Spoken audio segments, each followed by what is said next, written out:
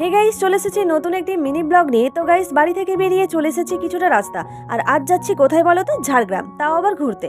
তবে হ্যাঁ, ঝাড়গ্রাম পুরো শহরটা ঘুরবো না, শুধু ঝাড়গ্রাম জঙ্গলমহল জুলজিক্যাল পার্ক ঘুরবো। তবে হ্যাঁ, এই পার্কটাই কিন্তু ডিয়ার পার্কও বলা হয়।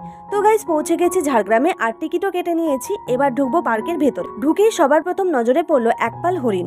তবে হ্যাঁ, বড় হরিণের মাঝে কিন্তু বাচ্চা হরিণও ছিল।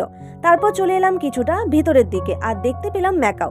তোমাদের জানিয়ে রাখি, এই পার্কের টিকিট কিন্তু জনপ্রতি 25 টাকা। খুব শীঘ্রই আসছে ঝাড়গ্রাম ট্যুরের ফুল ভিডিও।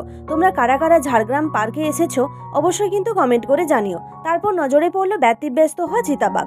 দোলনা দেখলে বরাবরই আমার মন চায় একটু দোল খেতে, তাই জন্য একটুখানি দোল খেয়ে নিলাম। এত ঘোরাঘুরির পর পেয়েছিল খিদে, চলে এলাম পেট পূজা করতে। আর খাওয়ার পর খেলাম এবছরের প্রথম খেজুর গুড়ের রসগোল্লা।